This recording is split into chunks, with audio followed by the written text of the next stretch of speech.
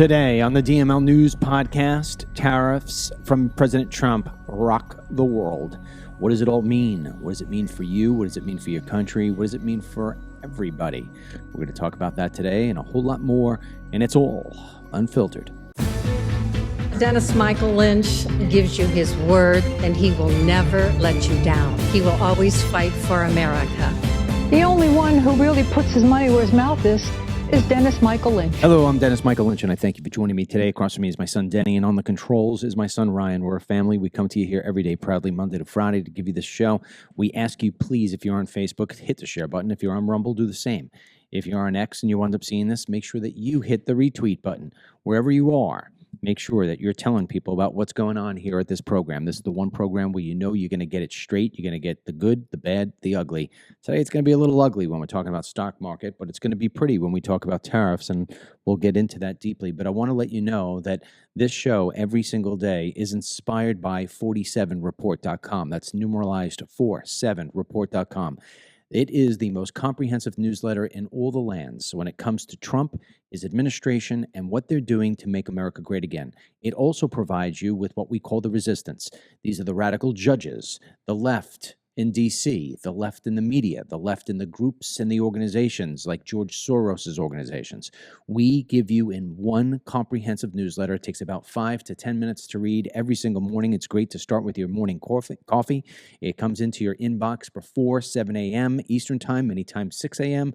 And then on sugar on top, you get the DML report, which comes to your inbox around 5, 6, 7 o'clock at night. And that takes one news topic, and we kind of give it to you where you have the stats and all the insights you need. People absolutely love our newsletters. It's completely for free. There's no risk. If you give your email address over, we're not going to sell it. We're not going to share it. You're not going to get hit with all extra ads or anything else like that. No, we're just coming out to you with information every single day. The 47 report comes out 7 days a week. The DML report Monday through Saturday. I take Sundays off for myself. It is a collaborative effort between myself and my sons, and we have a 98% five-star rating with the people who read and rate our newsletter. It's unheard of. Our open rate is almost 4 times the industry standard when it comes to news. So 47report.com, go there now, put your email address in, and starting tomorrow, you'll be the smartest person in the world when it comes to Trump administration, make America great again, and all the scumbags who are trying to stop it from happening. Tariffs. There's 2 words that this show says more often than any other 2 words: deportation and tariffs. And it seems like, in one respect, depending on who you say it to, you can hear, the champions and the trumpets blow. Oh, this is the greatest thing in the world. We're getting lots of deportations, and yeah, it's about time we put tariffs on. And then you get the other side and say, oh my God, it's the greatest tax burden ever placed on the American citizens. Gavin Newsom yesterday. Gavin Newsom, the king of taxation, the man who taxes for everything tenfold, as the governor of California, had the audacity to put on X that President Trump's tariffs was the single largest tax ever placed on the American people. Gavin Newsom's a liar, and at least he's consistently consistent, because what he said yesterday is completely false.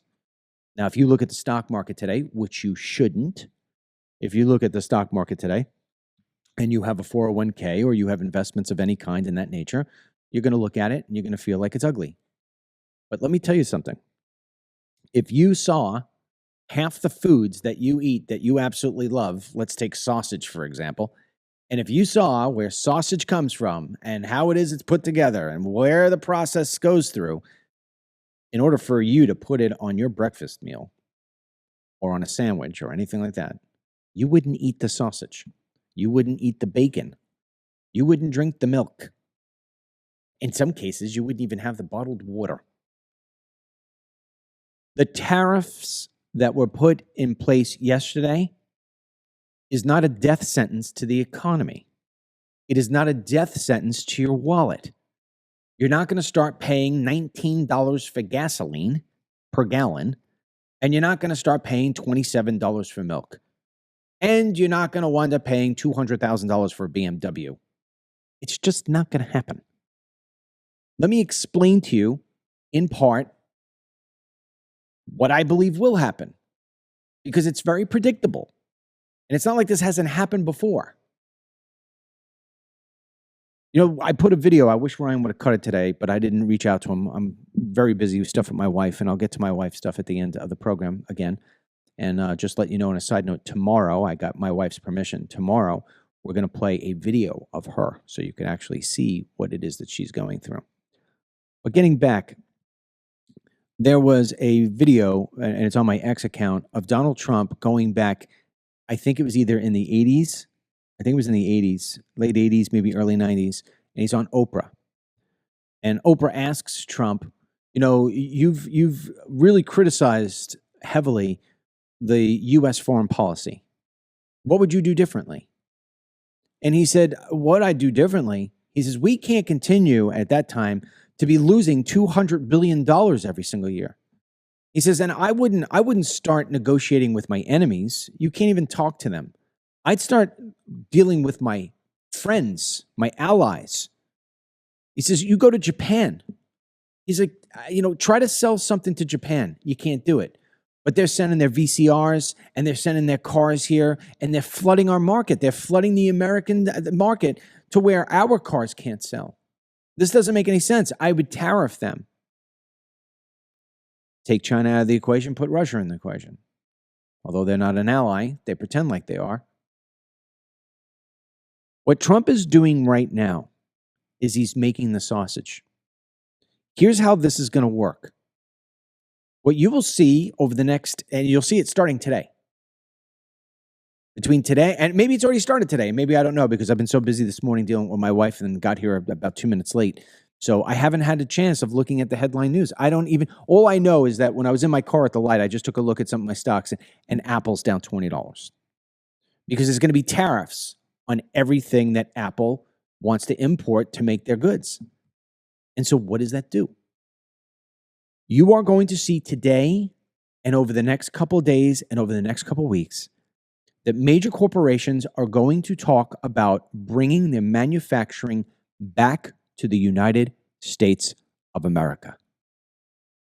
Somebody, Gavin Newsom, one of the other fine senators who think that Cory Booker is a superhero because he stood up and rambled garbage for 25 hours. Somebody explained to me how manufacturing goods in the United States is detrimental to the economy. You can't. You can't explain it. It's impossible to explain. Right now, you go into your house and you turn over almost every single last thing, or you go try to put a new light bulb in, and you're going to see made in Taiwan, made in India, made in Mexico, made in China, made in Vietnam, made in Indonesia, everywhere but the United States. Don't you get it? Trump made promises, and he intends to keep those promises. Nobody said this was going to be easy. I have my retirement in the stock market. You think I want to see it go down 10%, 15%, 20%? Of course not. Do I get panicked? Of course I do. I'm a human being just like you. I have emotion. I look at my money and I say, oh my God, it's down? My God, is that down? Is it going to impact my retirement? I've been around long enough to know this, that what goes down will come up. What goes up must come down. It's the ebb and flow of the economy. It's the ebb and flow of the stock market. Go look at stock market charts. You don't see it starting here and just going up there. Sure, it gets up there, but it's got down periods. It's to correct itself. What will ultimately happen is that your cities, your towns, and your states will be revitalized. You will ultimately wind up paying for less. Because when we start manufacturing here in the United States, and we start making the great products that we know we're capable of making, you will wind up seeing your prices go down because there'll be no more shipping from overseas. You'll see your quality go up because it's no more buying this garbage crap from Mexico or China. You will see your neighbor who hasn't been able to find reasonable, reliable work because he or she has a specialization in manufacturing or a certain sort of handiness, you're going to see them no longer struggle to find a job. You're going to see them no longer struggle to see whether or not they're going to wind up getting those benefits. You're not going to see them struggle like they have struggled. You're not going to hear your uncle complain at the Thanksgiving dinner table about how it is we're outsourcing everything to freaking blah, blah, blah, blah, blah. No. No, as a guy who drives a lot, I have seen this country on the ground. I don't fly over. I have driven this country 4 times by myself or with another person, my son. I have gone almost everywhere in that car, Jeep, van, RV, you name it. And I have gone to these places and I've filmed. Whether it's a segment for television, whether it's a film, an actual film you'll see on Amazon, or whether it's just clips that we're gathering here for the program, I have seen America on the ground. And it's one of the reasons why my prediction rate on who's going to win and who's going to lose an election is almost spot perfect, notwithstanding the asterisk that comes with the 2020 election. And we all know what happens there. And what I've seen as I go around the states, and it doesn't matter if it's a blue or red state, I have seen so many swaths of property after property after the property with the broken windows, with the smokestack not running, with the parking lots completely empty and weeds growing through the asphalt. I have seen what once was the shining city on the hill become the absolute mess that you would expect to see in a third world. You look around and you wonder why our population seems to become the minority. Why is it that all the jobs that we've got are going to foreigners? What happened? What happened to the United States family that used to have 4 kids, 3 kids? What about those big Irish families like my wife where there was 8 kids? Today, you're lucky if you find a family having 2 kids, 1 kid. You're lucky if you find people saying they want to have a family. Why is this? Well, there's a lot of cultural things and there's a lot of woke things that we can plug in there.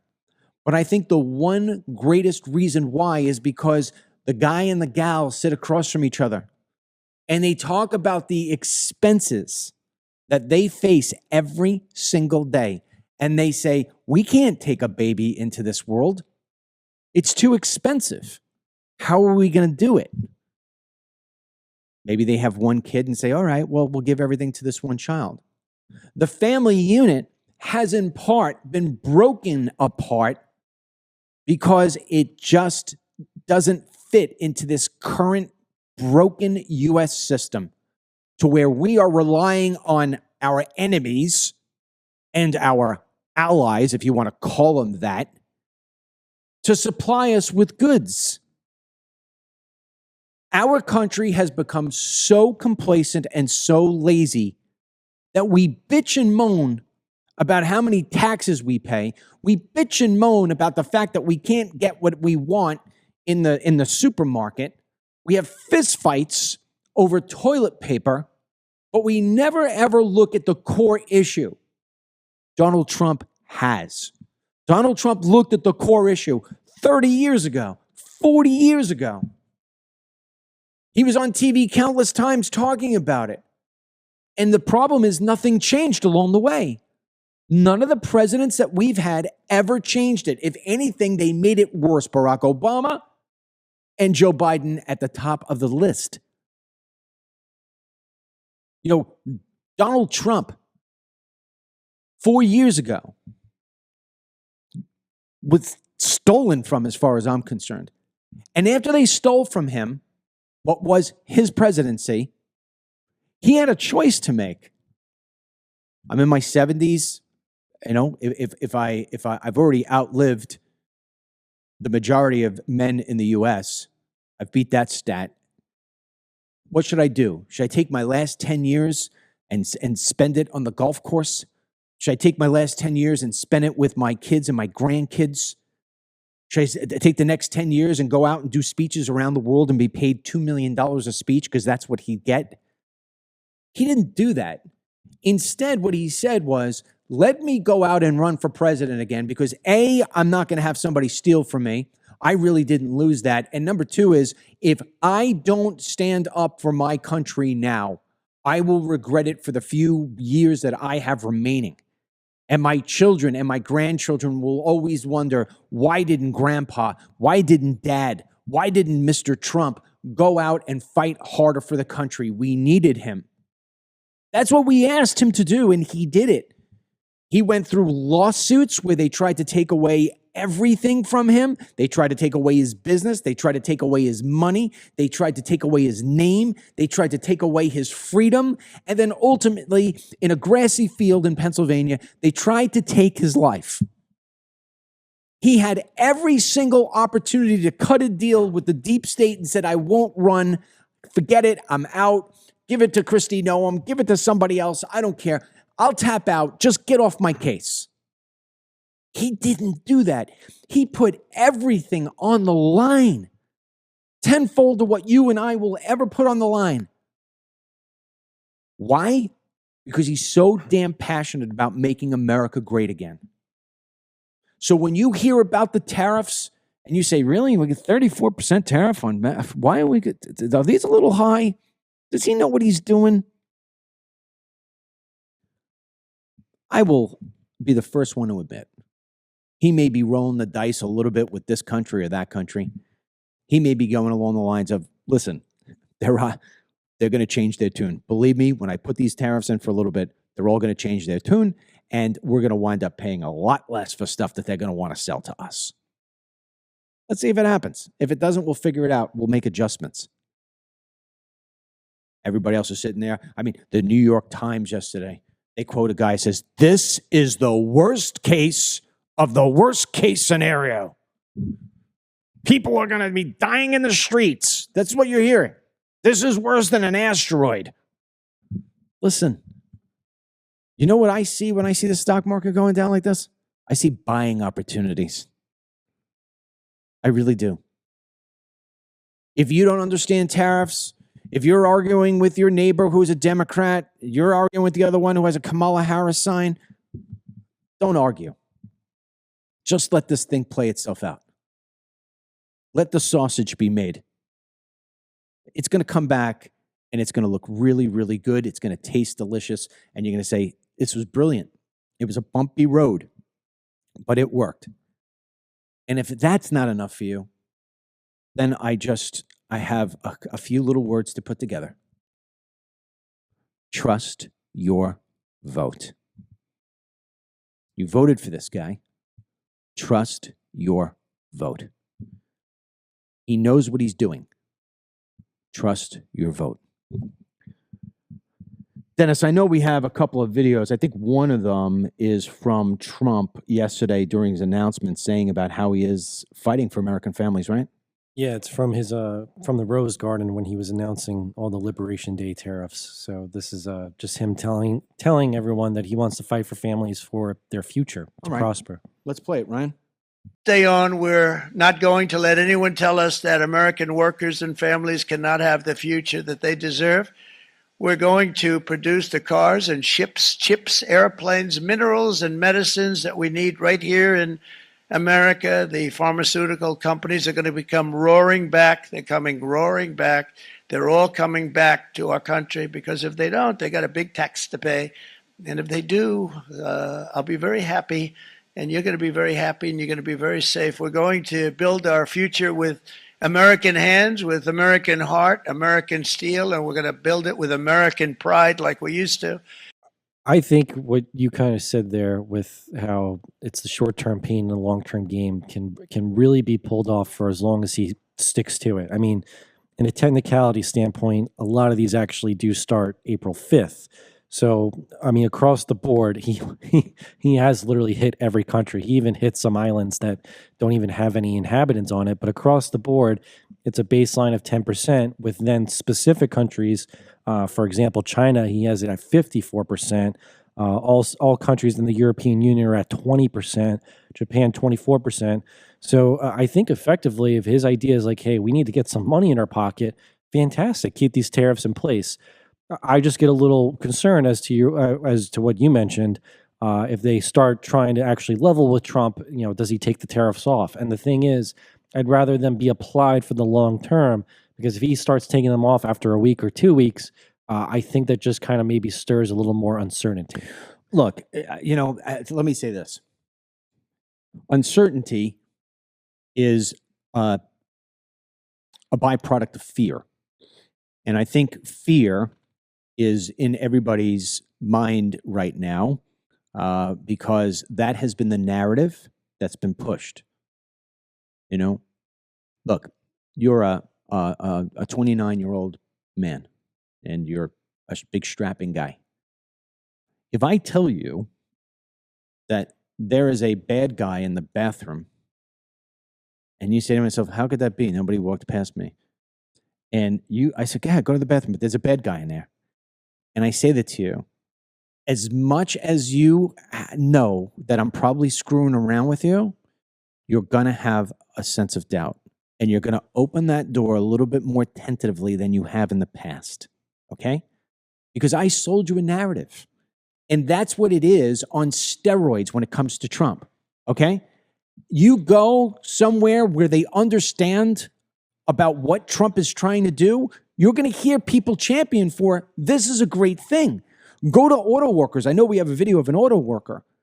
I drive a BMW. There's going to be a 25% tax on foreign cars. Let's say the BMW is $100,000, which is not, but I'm trying to do easy math. Okay, so theoretically, if I want that same BMW, and I've been driving BMWs my whole life, it's my favorite car out of all the cars I've had, I'm going to pay far more money, much more money for it. Well, I've got to make a choice. Do I want to spend that much money on a BMW? Truth of the matter is, I don't. What I would do is I would go hunting for an American car for two reasons. Not only am I going to save myself the money on that, but Trump is talking about creating a program to where I will be able to take the interest on the loan for that car, and I will be able to tax deduct that. While we're on actually specifically talking about cars, he had, I believe, a leader from the auto workers union yesterday actually explain how, basically with these tariffs, we would be kind of revitalizing manufacturing our vehicles in the U.S. and how that'll be a long-term prosperity. Play the video. Thank you, Mr. President. I grew up just north of Detroit, Michigan, in Macomb County, known as the home of the Reagan Democrats. My first vote for president was for Ronald Reagan. I thought that was going to be the best president I ever saw in my lifetime until Donald J. Trump came along. I have watched my entire life, I have watched plant after plant after plant in Detroit and in the Metro Detroit area close. There are now plants sitting idle. There are now plants that are underutilized, and Donald Trump's policies are going to bring product back into those underutilized plants. There's going to be new investment. There's going to be new plants built. And the UAW members, and I brought 20 of them with me, they're sitting right over here. We support Donald Trump's policies on tariffs 100%. So, Mr. President, we can't thank you enough. And in 6 months or a year, we're going to begin to see the benefits. I can't wait to see what's happening 3 or 4 years down the road. Thank you, Mr. President. Dennis, this reminds me, because as we're playing that video there, I was on the New York Times, and I was going to read, a couple of little headlines. I mean, they love just destroying him, So only 10 weeks into his presidency, President Trump's appetite for risk seems to know few bounds. He imposed sweeping global tariffs on Wednesday, despite fears of inflation, or worse, stagflation. Yet the man who propelled himself to the presidency as a hard-nosed dealmaker sounds cavalier when asked if he's worried about the price of cars and how they could surge. He said, "I couldn't care less."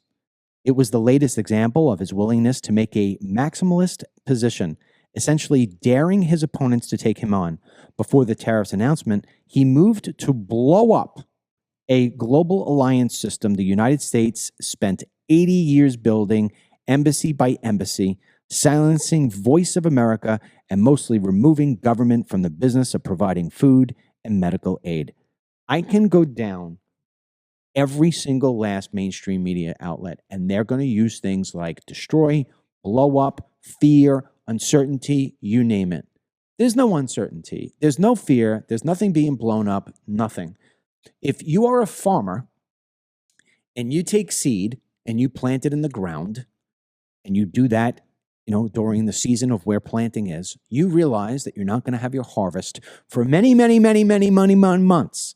You don't go outside when you don't see on the next day a stem come out and destroy the crop and say, we're never going to eat again. We're never going to sell again. There's a process. This is the same thing. This reminds me of when I was in film school. I remember it in film school like it was yesterday. You go into film school, and this particular teacher I had said, look, if any of you ever make a film, and I've made 8 of them, if any of you ever make a film, be prepared of the film critic. The film critic, his or her whole job is to destroy what you've created.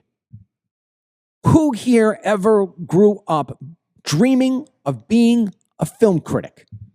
And nobody raised their hand. He says, wait, out of all the people in this room who love film, you've come to film school, none of you have ever dreamt as a little boy or girl or in the last couple of years of being a film critic? And we all looked around and we said, no. So that's kind of crazy. Wow, you guys are in the film industry. Wouldn't you want a job doing anything? And one guy said, I want to make films. He said, and so did the film critic. But here's the difference between the person who makes the film and the person who critiques the film. The person who critiques the film didn't have what it takes to be a filmmaker. So now what they do is they criticize those who were able to achieve what they could not. I use that example because that's what this is. The economist, right? That guy couldn't figure out how to do his own business. That guy couldn't figure out how to be the president of the United States. That guy couldn't figure out how to do global deals. So what does he do? Well, I understand numbers. I understand 2 + 2 = 4.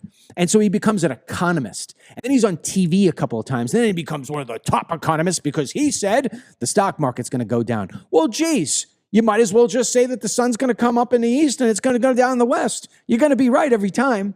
Mm-hmm. Yes, the stock market is going to go down, but it's also going to go up.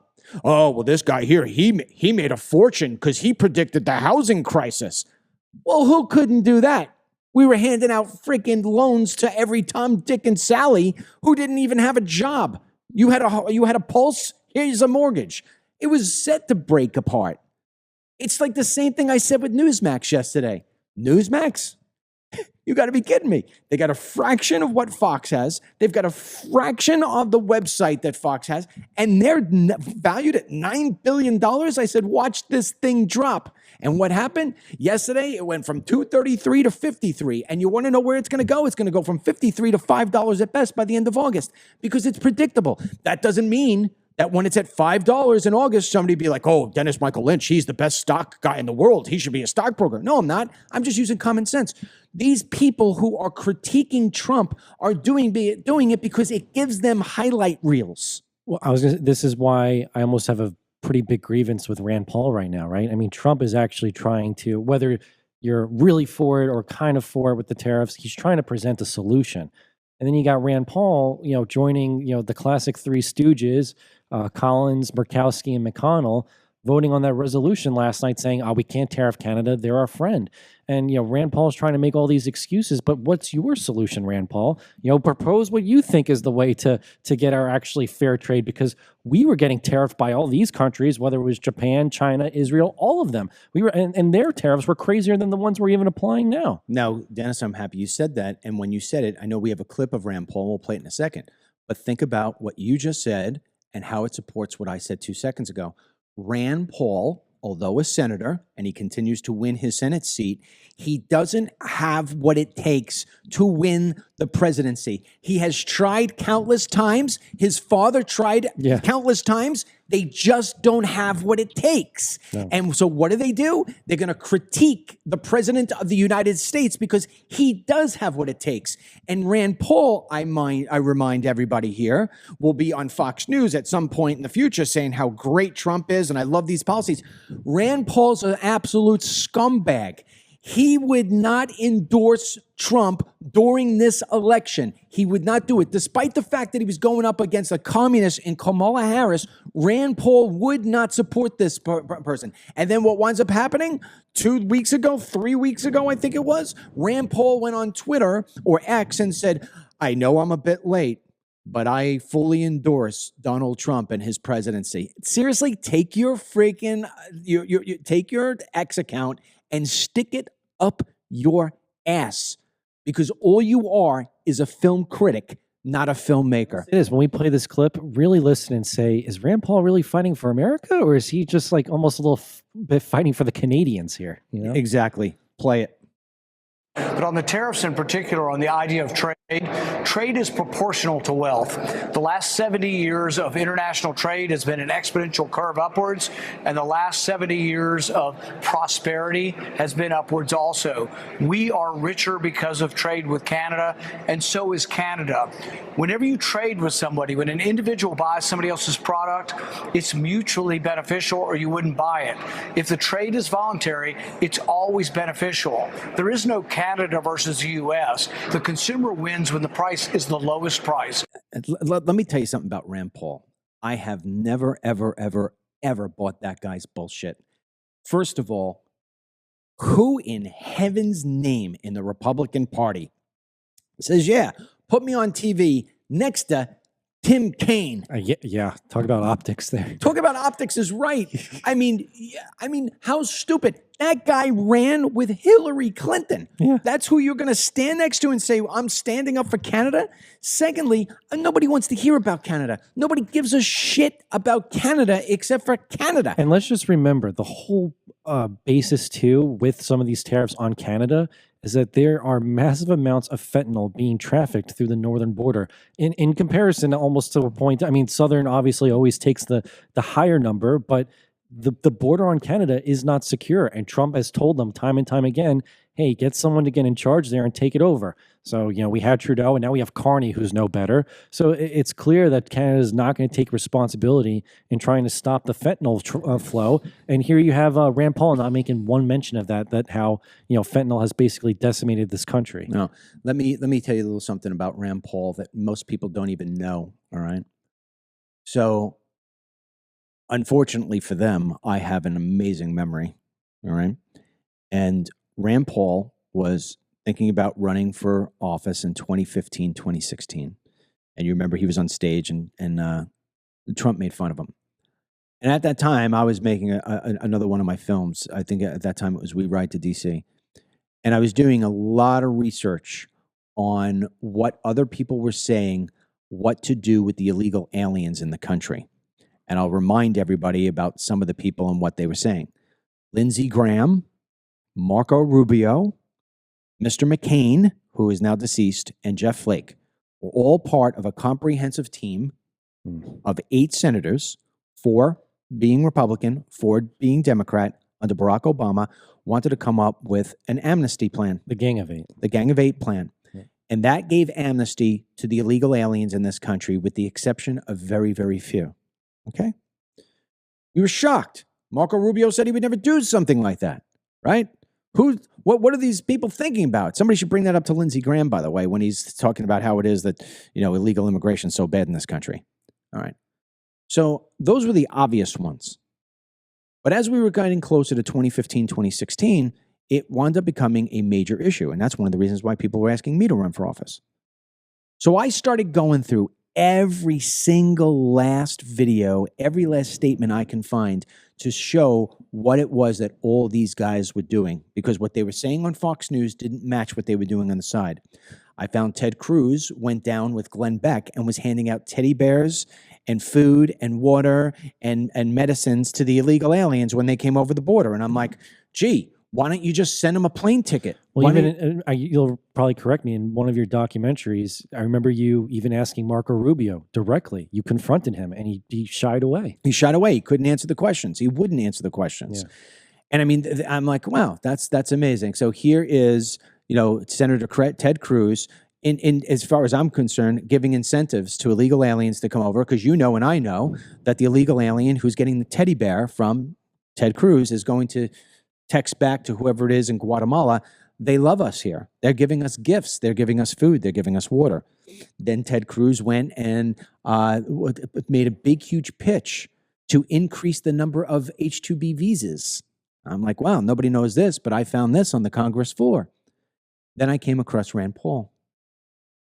Rand Paul wound up having an interview with one of Obama's, David Axelrod, to be Axelrod. Yeah. David Axelrod, to be specific. And they were in Chicago. And he said, what do we do with the illegal aliens here in the country?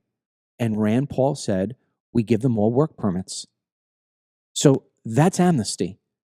And nobody ever knew about that. Because when he went on Fox News, he would never dare say something like that. But he got caught up in the moment. He told the truth about what he really thinks, and there you go.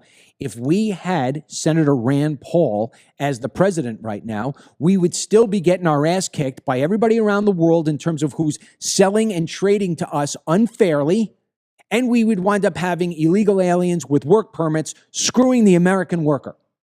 Who do you want, Donald J. Trump or Rand Paul? And that's why Rand Paul's going to jump on with a bunch of these idiots who are all going to try to push to stop these tariffs from going through. Those are the villains. They are the villains who are destroying the economy. They're the villains who are destroying America. You expect it from a Democrat because a Democrat can't find its ass with both hands.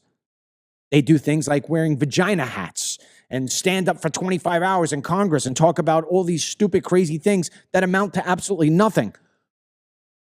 But when you get a Rand Paul, when you get a Luma, when you get a Lindsey Graham, when you get the people on the Republican side who are literally pushing against the agenda that their constituents voted for, that is criminal as far as I'm concerned. Other than some of the confirmation hearings, can you name off the top of your head a prominent Democrat that once in the last 2 or 3 years voted in favor with Republicans on something that they broke away, that the mass majority of Democrats were voting for? No, Dennis, they never do. They don't. They break. never do.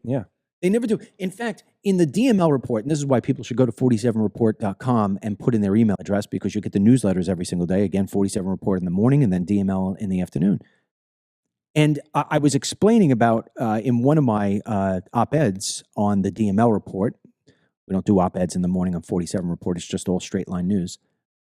But on the DML report, I was explaining about how Eric Holder with Barack Obama wound up running guns to the Mexican cartel. And they said that they were doing this because they were trying to figure out how gun running works. How crazy is that crap?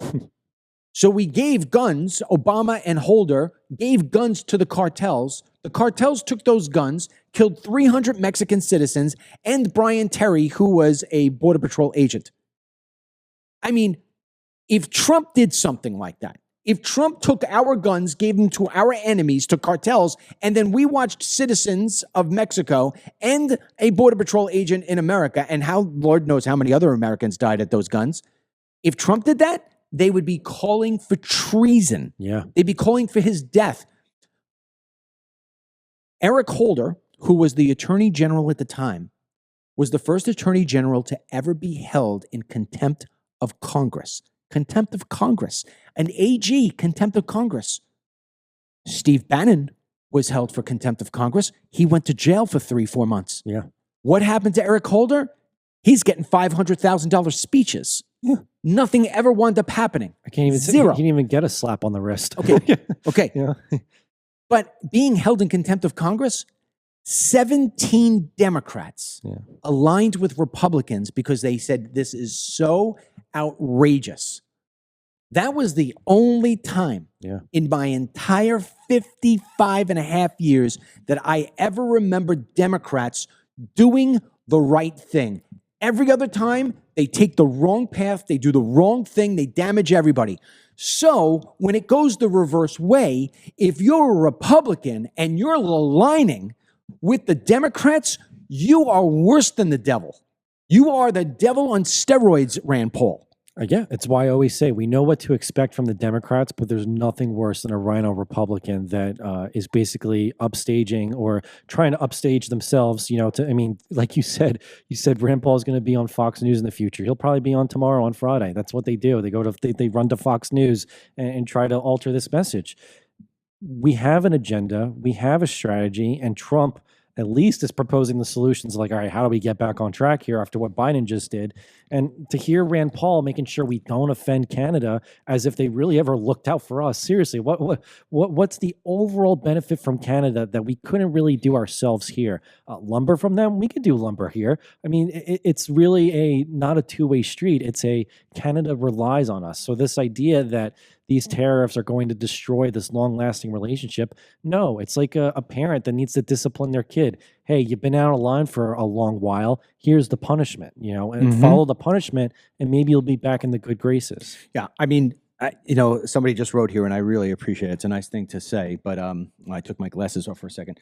But somebody just wrote here on Keenan Carnes, wrote DML for president. You want DML for president?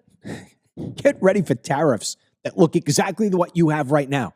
Because that's what I would have done it a long time ago. You want DML for president? Let me tell you what I would do. Iran would be a parking lot already. I wouldn't be having conversations with somebody who I know ultimately is looking for that little tiny day that they can squeeze through a missile and blow up one of my cities. The cartels would be gone. As far as I'm concerned, freaking Donald Trump is a teddy bear compared to DML for president. And if I were president, I would hold a press conference right now, and I would put every single Republican who has been going against me on a big, huge billboard, and I'd say, if you are wondering why it is that you can't get back to normal with the white picket fence, if you can't get back to where you can afford things for your children, if you can't understand why it is that when your kid goes outside and is scared, petrified, whether or not they're going to come home because of illegal aliens, these Republicans right here are the people that you should blame, not the Democrats, because they don't have half a brain. These are the people. Rand Paul needs to be out. I would be publicly shredding them because it's the only way to keep them accountable versus these little tiny hits he does on Truth Social. No, do a video where the New York Times is going to have no choice but to cover what it is that you're doing. Example. I mean, we got a story coming up, but just even separately, Texas is supposed to be this red bastion, and clearly it's gone increasingly purple. The House of Representatives in Texas just a few days ago approved of a Pakistan Day, officially recognized by Texas on March 23rd. What? So March 23rd next year will be recognized as Pakistan Day. Are you shitting me? I'm not. You could, if anyone's doubting me, just go Google it. And that's what I'm saying. Wait, who just announced the Republicans? The House of Representatives approved a resolution recognizing March 23rd as Pakistan Day. I tell you, man, you know what? I stand. It's so un-American. I stand my ground on this. I've had, we're going a little off base here, but I have had more. Just saying, this also comes with the Epic City idea in Texas that they're going to try to establish for a Muslim majority city. Oh, we did that on, I think we did that on the 47 or the DML report or whatever. What the hell is it called? Mega City or Mecca City? Epic City. Epic City. Yeah. Epic City. So I have said for the longest time that Texas is no longer Texas. When you thought about conservatism, Texas was always the state that you came back with. And although there are enormously dedicated, patriotic, conservative, and Republicans in the state of Texas, it has slowly but surely started to go woke. Look at places like El Paso. Look at places like Austin. Austin's horrible. Dallas is going in that direction. San Antonio is going in that direction. When you come to Florida, we don't got cities like that. We got a little bit of one, a little bit of another one. I mean, these places have gone off the wall woke. If I took you, Dennis, I'm not kidding, I swear to God, When people think about how the Middle East culture has found its way into places like Dearborn, Michigan, you're right. Had I blindfolded you and landed you in the middle of Dearborn and you couldn't see anything that looked remotely close to something that was like, oh, no doubt, that's America. First of all, you won't find an American flag anywhere in Dearborn in a certain section there. You will not. Ford Motor Company is there. That's the first time you'll ever see anything that looks remotely American. And if I dropped you in there between the stores and the people, the way they're dressed, full hijab, the whole thing, burqa, you'd be like, Dad, where are we? And I'd say, oh, we're in Michigan. Yeah. You'd be like, what? That's become the norm.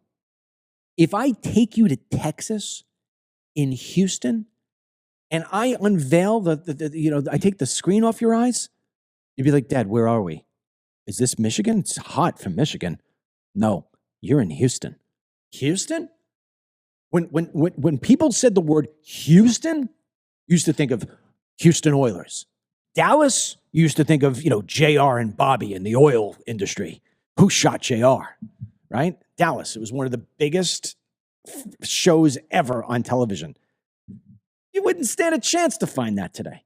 I take you down there, you're going to get Pakistan Day. You think I'm shocked at this at all? Not at all. You know what you're not going to get in the state of Florida? Pakistan Day. So when you look at the conservatism and how it shifted, Florida has become the single state in the country that can actually stand up and say, we are conservative, we do conservative things, and if you like conservative principles, this is where you want to move. Yeah. It's true. I'm telling you, it's true. It will not be long on this current trajectory until you watch Texas go purple. Sickening. I think it's going to be in a 10-year time span. And to your point, I mean, I'll give DeSantis so much credit. It's probably why I would vote for his wife if she runs. They've protected a lot from that kind of BS. I mean, Texas in a way almost doesn't stand a chance. It's a border state, and under Biden, they got decimated. And then you got California residents who say, I can't afford living here anymore. Let me just go uproot, move to Texas. And oh, by the way, I'm going to still bring my ideology with me and influence through those measures. Dennis, there's a comment right here on Facebook from a Jennifer Sprecco, and we can relate to this. She said, I was in Florida not too long ago and said I was from California, and the grocery store clerk stopped talking to me.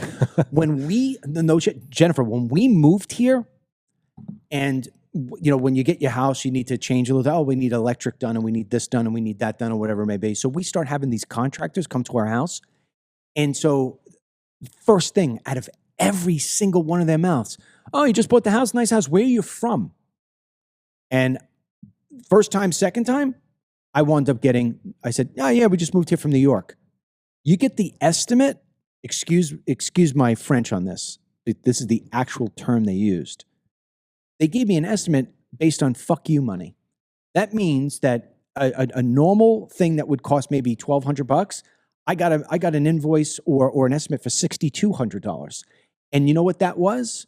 Because the people told me, that's fuck you money. That is, I'm not working on your house unless it is that you're going to pay me 5 times the amount, because I ain't working for somebody who's going to come down here and destroy my state. You want to come down here and destroy my state? It's going to cost you.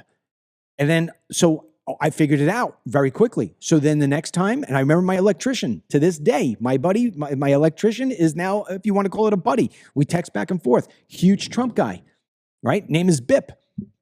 Guy came over, and he was the first one to say to me, so where are you from?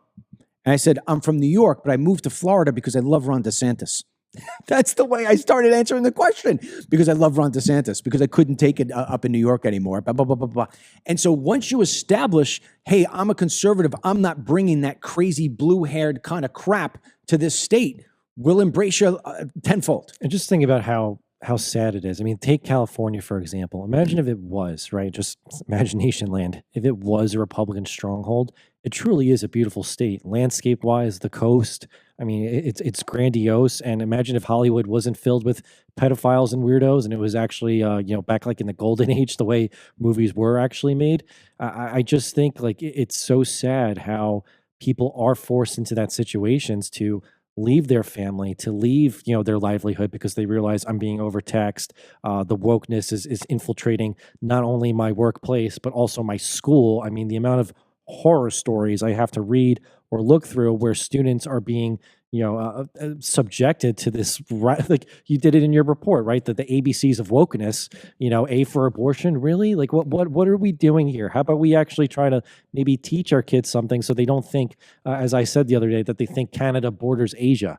It's ridiculous that there are so many beautiful states that have been corrupted into just full, blue strongholds, and that can't be actually worthwhile and enjoyed for what they were.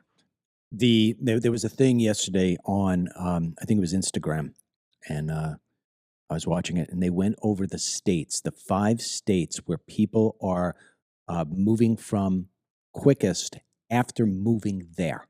So in other words, let's say, for instance, you lived in Kansas and you moved to California. The top 5 states where people move to and then move away because they say, what a mistake.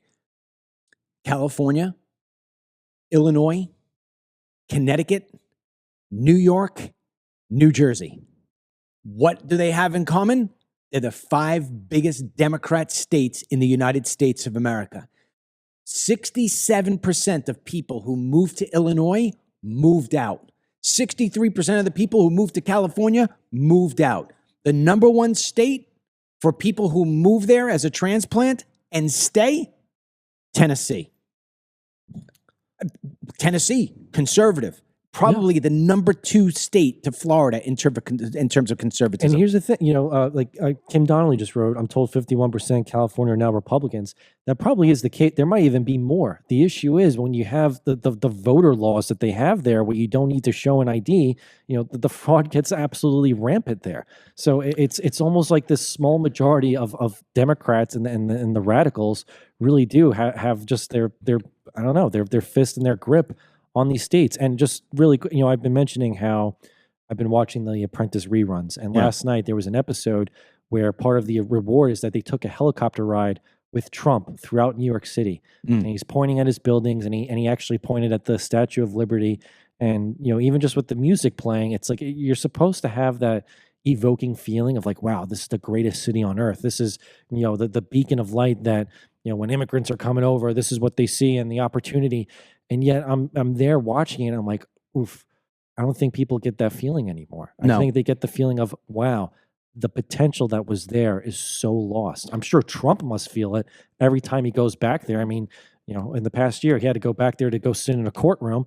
But it's so a shame that we can build a skyline like that with skyscrapers and basically the concrete jungle with our Statue of Liberty, even though it was given by the French. I mean, it's the whole point was that we could actually make this mega city that just is unlike anywhere in the world. And yet look what's happened to it. Well, not only that, look at the principle of what you just said. We had the ability to build a city like New York City. Yeah. How long is it without somebody like Trump in office that we wouldn't outsource the building of a new city in America to a foreign country, right? That's what Trump is trying to fix here. And it's going to take some time. And anybody who's getting in his way that's on the Republican side deserves to be primaried and removed from office and sent back to reality, because these members of Congress don't face reality. They work 6 months out of the year. The majority of their days is just going around, hobnobbing with the rich people who they need and the corporations and special interests that they need to get funding for. So this way they could run for their next election. They're going to cocktail parties. They're playing golf. They've got staffers that are all paid for by somebody else. They get full benefits. They get full everything you need, health care, whatever it may be. And they get a salary that's just below $200,000. Boy, who couldn't live on that, I ask you, right? And then what happens? They turn around and they write a book, or and they're going to get $1 million advance. This is the game plan for anybody who works in Washington, D.C., and that's not supposed to be what it is. And any Republican who pushes back against Trump right now is not a Republican. They're not even a rhino. They're a Democrat. Now, with that being said, I want to change gears here while we're still on Texas for a moment. I go back to Carnes, who said, DML for president. Let me tell you what it is that you want in a president. And I think Trump delivers this at least 98% of the time. I would be the one guy who does 100. He will call a spade a spade. He will put it out there for what it is. I'm going to do that right now in this next story. Imagine this, a young black guy and a young white guy. And they have an argument on, if you want to call it that, on the track and field. They're high schoolers. We're going to play this report tells what happens. Yeah, it's heartbreaking. It's a heartbreaking report, so get ready for this. But when this is playing, I want you to know a little statistic here. The U.S. population is made up of many different types of people, but the black male represents 6.5% of the overall U.S. population, and yet it represents 53% of the homicides in this country. If you don't see a problem there, well, then clearly you paint your hair blue. Play this. The sad part about it is he died in his brother's arms. They were twins, identical twins. And his brother was holding on to him, trying to make it stop bleeding. And he died in his brother's arms. And I rushed up there, and I saw him on the gurney. And I could tell. They said he wasn't breathing. I could see all the blood. I saw where the wound was. Understandably still in shock, Jeff Metcalf says a precious memory was made just this past weekend when he took his twin boys hunting. That's where Austin got his first hog. Well, this morning at around 10, he rushed here to Kirkendall Stadium where the Memorial High School student athlete suffered a fatal stab wound during this track and field meet. Frisco police say a fight broke out between two students when one stabbed the other. More than 100 student athletes were participating in this meet. Fortunately, they were safely evacuated. Police arrested the suspect. He is 17-year-old Carmelo Anthony of Frisco. He is now charged with murder. Some students, unfortunately, witnessed this deadly encounter and have been interviewed by police. Despite life-saving efforts, the 16-year-old victim died at the hospital. Austin, his father shares, was born 2 minutes before his twin brother Hunter, the two inseparable, as you can imagine. Austin is being remembered as an outstanding student at Memorial High, his football team's MVP, and a young man of faith. His father grappling with loss and forgiveness. I'm not trying to judge, but what kind of parents did this child have? What was he taught? He brought a knife to a track meet, and he murdered my son by stabbing him in the heart. The guy was in the wrong place. They asked him to move, and he bowed up. This is murder. I don't know. I know they have someone in custody. Yeah, we do. And you know what? I already forgive this person. Already. God takes care of things. God's going to take care of me. God's going to take care of my family. The victim's father says these two teens did not know each other before today. We do need to stress that police have not said what they believe led up to this deadly encounter. There is a prayer vigil tonight at 7 p.m. at Hope Fellowship Church right here in Frisco. Dennis, that father said two things, and I know he's heartbroken right now, or whatever. The fact that he could even stand there and give a report to a reporter is like, whoa. But he said two things I disagree with wholeheartedly. Number one, he says that he has already forgiven the person. And sorry, I can't do that. And I'm not Jesus. I don't walk on water, and I don't pretend to do that kind of thing. And that's why I'm imperfect, and that's why I pray every day for forgiveness. But the second thing he did was he said, I'm not going to judge. And that's where the problem exists. Yeah, you need to judge. You need to judge. It's the same story over and over and over again. Here's his son. Look at the pictures of him. He looks like an all-American kid. 4.0 GPA. 4.0 GPA on the track team, has the whole world in front of him.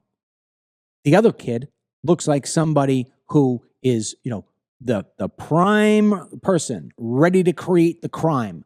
Now, is that a racist statement? No, that's based on statistics. And here's another statistic, right? Instead of all these people that are out there singing all these hip hop songs and anti-police songs and all this other stuff and being celebrated by getting the position to sing at the Super Bowl in front of the world, don't give these people those opportunities until they shape up their act. This statistic here, I've spit this out a couple of times a year, and it's always worth repeating. In terms of fatherless homes in America, number one, blacks. Number 2, Latinos. Number 3, whites. Number 4, Asians. Now, flip it upside down. Who makes the most money in this country? Asians, number 1. Whites, number 2. Latinos, number 3. Blacks, number 4. Do you not see the connection there? Do you not see the connection there? We need to call it out for what it is. We need to call it out as what it is. There is a freaking major problem in that community. I mean, he brought a knife to a track. To a track meet. Track meet, yeah. To a track meet. And look, to your point, why is it that I kind of had an idea of who the culprit was going to be before even the photo was shown of him? You know, even the news report there is misleading. There was no fight that actually broke out. The kid who was killed was trying to tell him, like, hey, you're in the wrong spot here. And, you know, the black kid took offense and, you know, Stabbed knife him. to the heart. Think of the And mindset. he basically was bleeding in his twin brother's arms. You know, that's horrible. Think of the mindset of the person who's capable of doing that. Think of the mindset and the sickness that is in the mind of the person who does that. And nobody ever addresses this problem. And if Trump were to try to address this problem, like he's trying to address the imbalance of trade in this country, and now he's being told that he's the destroyer of all things, he would be called a racist. Mhm. But you know what? Give me a capital R if I'm going to point out the statistics and what it is, and why this young man who had everything in front of him in terms of life now has to pay with his life. And I wonder what this kid's going to get. This kid should be tried as an adult, and he should get the death penalty. There's no other way around it. Get the death penalty, because if he has the death penalty and people see it, and as far as I'm concerned, broadcast it on YouTube right up to the moment. So this way, maybe we put a deterrent. It's almost like a tariff. Yeah, here you go. This is what happens to you if you keep this crap up. I hope this story is shared, because we know if that the roles were reversed, there would be rioting, there would be vandalism, there would be calls to that, you know, it's white supremacy. So I mean, I so disagree with the father there too, and I don't know if it's just the shock or, you know, or just the grief taking over, but like this man, I mean, 17-year-old, he's basically going to become a man. Death penalty. I don't want to see some Soros DA try to get his, you know, sentence reduced. It's awful. I mean, it's awful. You know, but bringing a knife to a track meet. Yeah. So you know, here you want to talk about bringing a knife. Here's a person who brings a knife to the live feed. This is Diane Knight Atkins. Right. This is what this woman writes, and you wonder where the issue is. I'll tell you where the issue is. The brains are not firing for all people. Trump is a lying rapist, pervert. How can so many people vote for this ass that takes jobs away from people on spur of a moment? There isn't enough jobs out there for them to find one. It will come to an end. First of all, there is no sense of structure to what it is that she just said there. I can't even understand. Trump doesn't take jobs away from anybody. He doesn't take jobs away from anybody. What Trump does is he says, we're not going to give you a job simply because you breathe. You're not going to get an $85,000 to $100,000 a year job working for the government. So this way you can come in and hand out laptops and phones to 2 people at the IRS. We just did this the other day. And maybe you missed it. Maybe you weren't here. Let me repeat this one. The IRS has 1,400 people whose only sole job is that when a new employee comes in, to give them a phone and a laptop. That's what we have 1,400 people doing at the IRS. Trump says we don't need 1,400 people doing that. And Andreas says he takes jobs away from people. No, he doesn't. What he does is he stops wasting taxpayer money. It is your job to go out and get a real job and stop sucking on the teat of the American taxpayer. I am not going to pay you $85,000 to $100,000 a year simply because you want to eat, drink, and reproduce. I'm not going to do it. Go out and do something of value, and I'll pay you $150,000. But you're not going to wind up sucking off taxpayers vis-a-vis the government of the United States, who has absolutely no checks and balances when it comes to who we hire, how we spend our money, or what it is that we're doing in terms of policy. We get Elon Musk in there. He takes a look at it all and says, you know what? These things are broken. And people like her are going to bitch and moan and make a false narrative that Trump is taking jobs away from people. It's just absurd. It's absurd, and like you said, there's just things that aren't firing on all cylinders with these people. I feel too that when you say something like that, I mean, like, what do you want to go move to the UK maybe with Keir Starmer? Maybe, where there's immigration flooding the country. Speaking like this was something that I was just reading about. Netflix has this show that just came out called Adolescence, and I refuse to watch it. And the premise of the show is that this white kid apparently stabs his teacher or a girl, and this is actually, I mean, they're liberals over there at Netflix, but this was actually based off a black migrant child going around and stabbing people. But Keir Starmer now wants this not real, fake television show to be shown in every classroom in the UK to curb toxic masculinity and the rise of incel culture, whatever that means. So he won't take the real story, the black migrant child who went around stabbing, but instead he's going to take the fake Netflix show that paints a totally false picture and use that to educate the children of the UK. So when I have to hear, someone say that Trump is taking everyone's jobs, I think Trump is trying to propose solutions, because at this point, I'd rather take him than any single leader that's over in Europe right now pushing the BS that they're pushing. One of the things, look up right now, Dennis, if you can. Let's see. I'll look it up right now. One of the things that we have to remember about Trump and what it is that he is capable of doing. Trump is a person who strategizes. He is a person who can see things that other people can't see because he's a developer. And this comes back to tariffs. This comes back to making America great again. Many people will walk past a broken down building in New York City and they'll see something that needs to be knocked down, or they'll see something that was once great. What Trump sees is opportunity, that we don't have to knock it down. We don't have to sell it off. What we can do is we can rebuild it and take something that was once great and fell to its knees and put some TLC back into it, some elbow grease, and we can make it great again. Why that message cannot resonate with people, I will never understand. He looks at a piece of property and he can see it in his head what it looks like even before the first nail or the first jackhammer hits the ground. And so when he's looking at tariffs, when he's looking at what it is that this can do for America, he's not looking at the stock market price today. Okay? Look at this. The Dow is down 1,400 points right now. The S&P is down 230 points. The NASDAQ is down almost 1,000. I mean, when you look at that, that's horrible. Bitcoin, which was up at about $105,000 a Bitcoin, now slides to 81,000. So the 10-year Treasury yield falls to the lowest level since October after Trump tariffs. You know what this is? This is a buying opportunity. This is emotion. This is fear. This is uncertainty.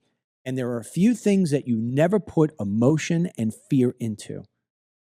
Business decisions, health decisions, major decisions. When you put fear and uncertainty and emotion, that's when the greatest mistakes are made. So I'm not going to go today and go sell everything off and say, oh my God, let me stop my losses now. No, because what I know is that Trump sees the big, huge tower that's going to be built when nobody else can. How many stories have we heard about Trump saying things like, Why can't you get this done in New York City? You can't get this roller rink done in New York City. You can't get this ice rink done in New York City. How long you been trying to do that for? 4, 5, 6, 7 years? Give it over to me. Give me the contract. Boom. Months later, you got this beautiful thing, right? Same thing in Washington, D.C. The old post office was an eyesore, total piece of garbage. What did he do? He comes in, makes it into the Trump Hotel. It's freaking beautiful. It's glorious. All of DC's hanging out there. What does he do? He sells it. He makes money. This is what he does. Trust your vote. That's the last thing I'm going to say about this. Trust your vote. Now, we have an MS-13 thing. I don't think it fits into today's program. We'll probably talk a little bit tomorrow about how it is that the stock market's going to recover. And, of course, maybe we'll have some immigration stories. At some point, we're going to play this MS-13 thing for you. But let's even take that, because this is the second day in a row we're pushing it off. But let's even take that into consideration. Joe Biden was allowing MS-13 and TDA to metastasize here in the United States like a cancer. And Trump is going after that and saying, we're not going to have that. What person in their right mind, maybe I bring back Andrea from West Virginia, what person in their right mind would look at that and say, I want these people here? I don't know. It's loony bins or Alejandro Mayorkas. Seriously, get them all out. Yeah. All right. Well, listen, dmlcbd.com/BOGO, dmlcbd.com/BOGO. We have a buy one, get one free. It started on April 1. It ends on April 10. We only do these a couple of years now. If you're somebody's like, oh, yeah, I know DML is a CBD company. Yeah, we used to do BOGOs all the time, but we don't do them all the time anymore. We've definitely lowered them because we're putting so much time into our media business and because, well, yeah, we still have a broken economy because of Joe Biden. So we can't afford to do it all the time. But I know these tariffs and I know all the things that Trump is doing is going to create a path where it is that I know that all these things are going to be able to come back in 6, 7, 8 months. But for right now, we have BOGOs only once in a while. It's going on right now. If you are a customer of DML CBD, you want to go in there and pick up some of your stuff because on top of that, we're moving out of this facility in the next couple of months. We have to go into the next facility. We won't be able to ship. So buy everything you need now and build that bridge, I would say, for a good 3-4 months.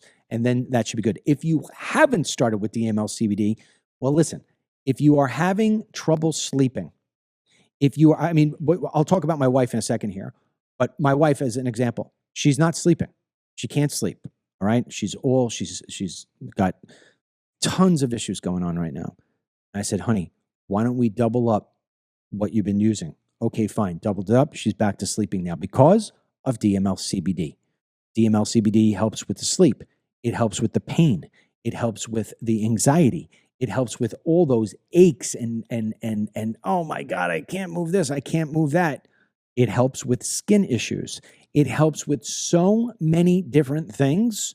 The list is long. I get people who send me stuff all the time saying, you never said it helps with this, but my eczema went away, or this went away, or that went away. It's a great time to give yourself the opportunity to join on to the tens of thousands of people who have become DML CBD customers and have had their lives change for the better. DMLCBD.com/BOGO. Anything and everything that's CBD on that website is a buy one, get one free. It is like me coming to you and saying, would you like to have a Ferrari for the price of a Kia? Who would say no? Only a Democrat. The rest of us understand. So tested safe twice, all the ingredients tested, then we make the stuff, everything gets made, and then the final product is tested. So it's safe. I'm telling you, DMLCBD.com/BOGO. Go in there and give it a try. Now, other than that, 47report.com is what you want to go to and put your email address in. Addressing my wife real quick. With my wife's permission, I'm going home today and I'm going to be putting together a 60-second collage of some of the videos we've taken of my wife that we're sending to various doctors pretty much around the country, people who I know, people who I'm just hearing about or whatever, to try to see if we can't help solve this issue. So my wife has lost her ability to stand on her own and her ability to walk on her own. Imagine the most drunk person you've ever seen. That's what my wife looks like on a daily basis, despite the fact that my wife doesn't do drugs and my wife doesn't drink. So we will play that video for you tomorrow at the beginning of the show. You're not going to want to miss that. I hope you don't want to miss that because I'd love to see what people have to say. Maybe they've gone through something very similar. With that said, until tomorrow, God willing, may he bless you and your family, our president, our vice president, and, of course, these United States, even the people who have blue hair, or think like them anyway. Today's Team DML blessing goes out to Veronica Valadez. All right, Veronica. Last thing, too, is we went long today. We're going to go a little shorter tomorrow. We'll talk to you soon. Get the Dennis Michael Lynch podcast every day by subscribing on Apple Podcasts or Spotify, and download the DML News app from the Google Play Store or the Apple App Store for breaking news, merchandise, films, exclusive content, and Team DML.